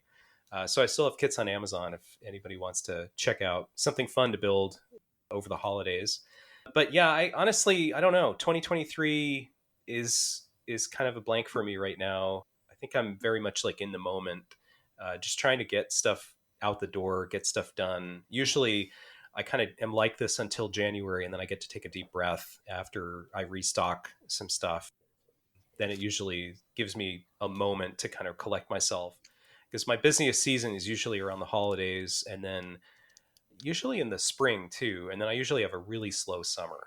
That's kind of been the pattern that I've had over the past several years now. So we'll see how next year goes, but I don't know how much longer I'm going to be able to get components and tubes to do the kits. So we'll see. I'm going to try to keep it going. Jeff, as long you as say that every year, and the miracle keeps happening. So, I know. I constantly am exceeding my expectations. Like, I'm able to get parts. It's just the ability to get parts is like, it feels a bit tenuous sometimes, but I've been able to make it work so far. So I'm going to keep trying to do that. Have you considered going into the Geiger counter tube making business? I reckon there's a good niche out there for somebody to make new ones. Perhaps. I've thought about it. What's actually in them? How do they work? Well, so they're a tube that has an electrode down the center, and then it has a conductive outside wall. Yeah. And they're filled with I think it's like something close to a panning mixture of helium and neon. And then I think they also have some other gases like chlorine to quench, because once you start the avalanche, it needs to stop as quickly as it started, because that determines your dead time and then your sensitivity. Oh yes, of course, and then hence the pulse rate and etc. Exactly. Yeah. And so you want to have as low capacitance as possible, and then you also want to have this mixture which extinguishes itself automatically. And so I think they add halogen gas I don't know exactly what's in there. Like nobody says exactly. If you look at some of the old books from like 100 years ago, they're a little more open with what their mixtures are. Yeah, right. But they're also not making things that Poison. last for like a It's all million poison. cycles. So, I'm not sure what the modern guys are doing. But yeah, I have thought about it. I mean, truthfully, the market is not super huge. Like I don't sell a ton of stuff that makes me feel like there's this big untapped market for Geiger tubes, but maybe. I don't know. I think if the price was right, maybe. You know what you got to do is, I think this detecting neutrons, like, you got to switch to whatever's gonna. I guess it's still neutrons. Neutrons are the new. Oh yeah, that's right. So Yeah, what was the news last week? I missed it. I heard something happened. We have fusion now. Is that the thing? Like all of a sudden after like well, we've had fusion so actually. many years? The news was we have like net positive fusion now. No, not really. No, not really. No, it's not like. I mean, it is and isn't, right? So basically, it was two megajoules at the wall, and they shot 190 some lasers into a pellet, and well, not into the pellet, around the pellet, and then basically it caused the fusion to start for like a very, very small fraction of a second, and it output 3 megajoules. So that's like the short line story. But the thing they don't say is that it took 200 megajoules to make the 2 megajoules out of the lasers, because the lasers are really old. And so they did get net positive in this case. They had done that before. For that very, very window, brief period, yeah. Not including all the amortized cost of energy to. That's right. Yeah, no, definitely not like this is not power plant stuff. This is like taking the next step. And this is different than, so last week, 2 weeks ago, we had Zach Ferdine back on the show talking about Commonwealth Fusion Systems, where he's working, a startup in the Boston area, one of many fusion startups that is still doing the tokamak, the magnetic style fusion. And that's it's an alternative path towards the same goal. So this is actually behind that, in terms of research, in terms of like progression, but still, I think it's exciting. It's just like, they were trying to tamp down. I can't. I don't agree. I think it's exciting in that I think it's just a psychological barrier. It's like breaking the sound barrier. It's sure, but it's kind of like often these are momentum. It's not even equivalent to that. These are momentum based things, though, right? So like, it brings more focus, it brings more dollars. Yeah, but where's the exponential growth going to come from, right? We can't just keep doing this little linear growth we've had for the last 50 years. Research, look, we've suddenly reached it's research. But where's the pathway? Where's the pathway to exponential growth, right? We need orders of more magnitude energy out than what we put in. Hey man, it's Keyzermas. Let's not fight. It's not fight. No, okay? I'm looking for a fight. When I was an undergraduate at UC San Diego in the late 90s, there was a fusion project that I think was supposed to be a really big deal, and it got canceled the same quarter that I had the primary researcher as a professor for one of my classes. And that was they're just like drinking on the that was like drinking each class. A broken man. I remember it being like people being, talking in hushed tones, like, why is this guy so pissed off? And it was his fusion project got canceled, and UCSD never built a fusion. But I remember UCLA, I think, had one, and it was one of the magnetic style. Yeah. I think I went and saw it. Tokamaks have been around for a very long time. Yeah. So anyway, don't take a class from Professor. They're all incremental changes. Like, so Dave's not excited about that's incremental. That's why I'm saying it's never going to happen. If it's we don't need. If you go for incremental improvements, you're never going to get there. I'm calling it now. You are never going to get there. You need an exponential ramp up. You need some weird technology that amps up. Of course. Yeah. I mean, you're not going to get there incrementally. Well, I think people want that. It's not like they're saying, "Oh, well, we could have exponential, but we're going to have the linear one." I think that this is the best that they can do. And I mean, you could ask yourself, which is great. Should we be doing this? No, I thoroughly support the research in it, but don't ask me to get excited about it. That fusion's imminent. You know what? Your excitement. You don't have investment dollars, so you don't have to get excited. Right. Yeah, I mean, there's the question of like, why was this particular observation chosen to be like the media thing? And maybe it was the hungry science press that wanted a story because they're like, we haven't talked about fusion in a while. It was the hungry researchers who needed their next grant. Yeah, maybe somebody needed a grant.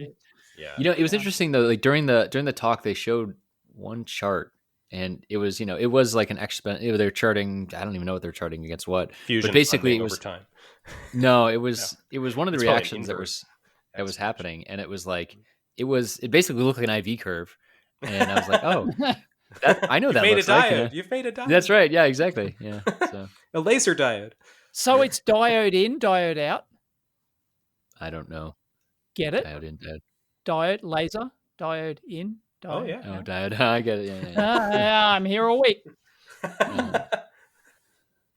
Well, we are not because we've been going an hour and a half. Uh-oh. So, what should we leave Keyzermas with? What are the tidings of Keyzermas for the year to come?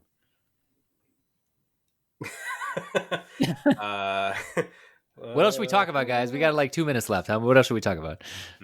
Anything? No. Do you have a pick and place machine yet? No, and No, I don't have why any not? printed circuits either. Right.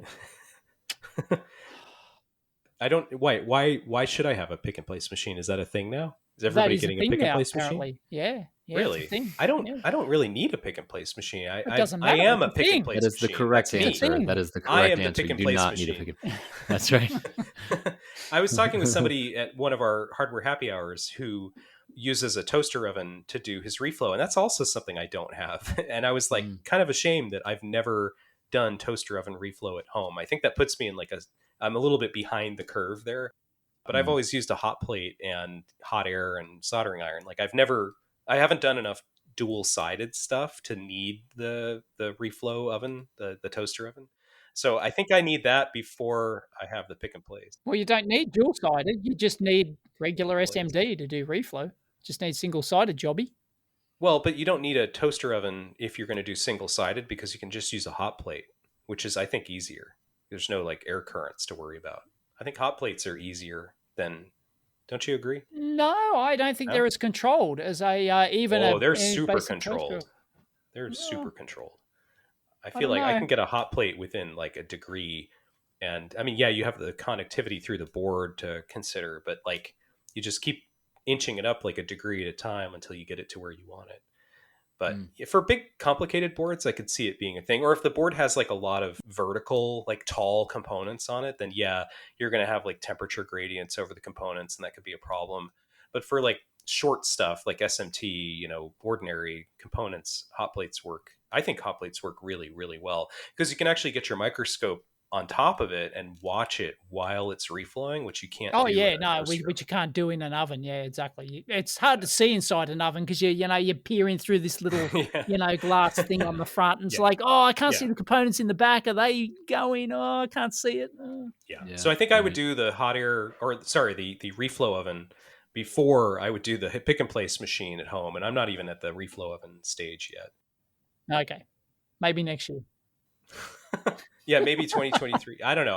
I feel like it's going to be a while for that. But if I was doing a lot of one particular board, I guess I would maybe think about it. But they take up so much room.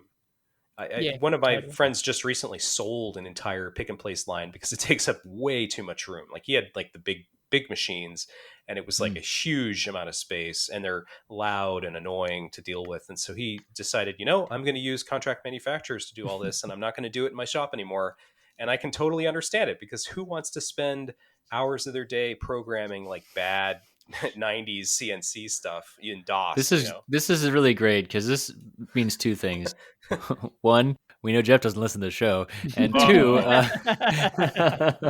two, dun dun dun. Yeah, he pretty much said all of the reasons Dave should have heard. Actually, he did hear me saying on the show a couple weeks ago, and but it's Yep. But Dave's gotten there too. So cool. So my resolution for 2023 will be to listen to the pick and place episode of the Amp just the one episode. Okay, yeah. The one, yeah, okay.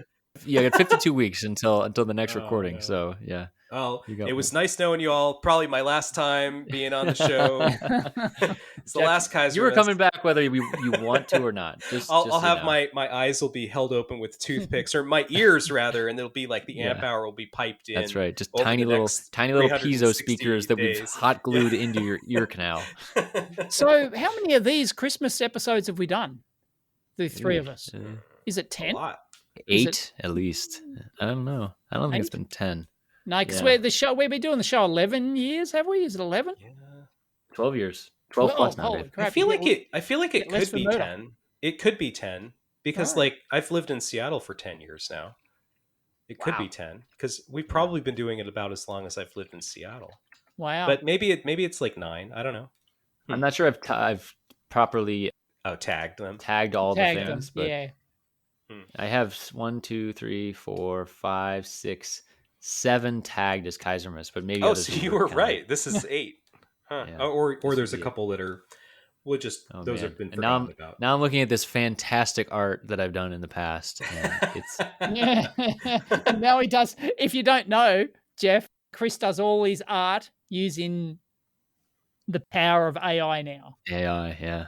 Oh, Yeah. really? Yeah, he Yeah. generates all the I'm, artwork like, really out of for every touch. show with AI. So we can try and what keywords are you going to try and use for the AI this time? I mean, maybe I'll like put Jeff inside of like an old HP equipment box. You know, like it'll be like the prompt will be like a man driven crazy by leaking capacitors inside a large gray metal box or something like that, and we'll just see where it takes us. What AI image engine are you using again? I'm using Midjourney these days. Yeah, Hmm. and Midjourney and Midjourney. OpenAI. Yeah, I feel like you need to be more ambitious though. It needs to be like Kaiser as a piece of test equipment or like, you got to go we big. could try Gotta go that. really big. Oh, interesting. I've been really disappointed with the faces. I was trying to make a Christmas present for a relative where I got all these old photos and I like uploaded them. And there's a lot of cool things you can do, but like if it's not like a pristine individual like photograph of one person, Mhm. and even then it's still not that good. So like it's basically like inspired by these photos that you upload. It's not actually like using them, or I'm using it improperly. One of the two. Yeah, what was the book about AI that came out a couple years ago? And it was basically the whole conclusion of the book is like AI is bad, AI is terrible, and it's because of exactly that you show it all these images, and it's like it doesn't see anything. Like it's just like No. patterns of color and light. It's like it That's has no idea.